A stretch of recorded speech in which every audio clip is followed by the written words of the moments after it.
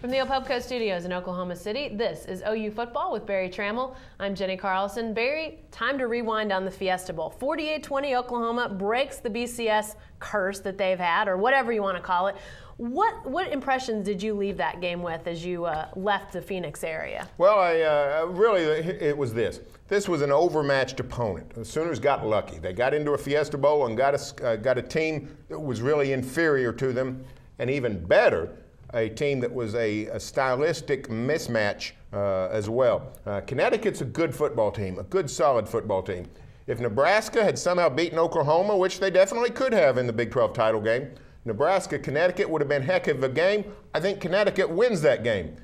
Just a better matchup for UConn. But Oklahoma-UConn, the Sooners had a huge edge in the passing game. The Big East does not have the kind of passing attacks that we see in the Big 12. Ryan Broyles, Cameron Kinney, Kenny Stills, those guys ran circles around the UConn secondary. And meanwhile, the UConn running game, which is what is the bread and butter of the Huskies, Sooners traditionally have stopped a one-dimensional running game. They did so for the most part in the Fiesta Bowl. So a bad matchup for Connecticut. The Sooners took advantage. What about Landry Jones? Obviously broke his own Oklahoma Bowl passing record, over 400 yards passing.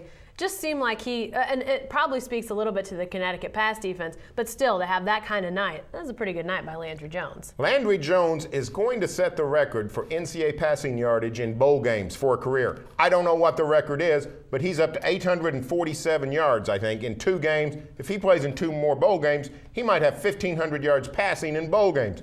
Landry was very good. He threw the one bad pass, got rushed and sort of hurried to throw, and the play disintegrated. Connecticut takes it to the house with an interception for a touchdown.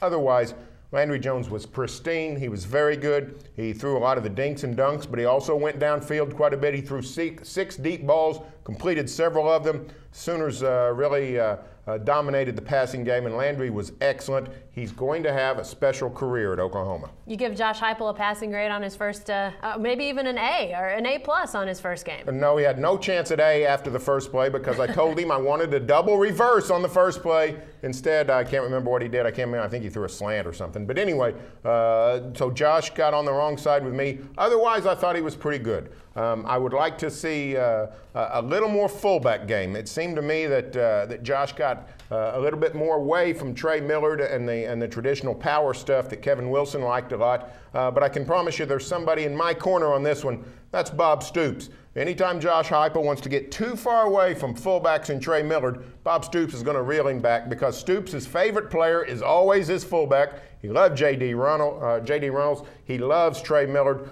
We will see a bunch of Trey Millard in the future under Josh Heupel, much more than I think we saw in the Fiesta Bowl. Lastly, let's talk about some guys that we may or may not see a lot of in 2011. Ryan Broyles, Travis Lewis, 2 guys that have talked a little bit about the NFL. What's your feeling about those 2 guys? I think Lewis is going to come back because there's really no point in going. I don't think he's a high draft pick. I think he's a mid-level, 4th, 5th round type guy. He has trouble covering tight ends in space. So I think he'll take advantage of the extra year and play another year of college football. I tend to think Ryan Broyles is going to go because I think all those guys are going to go.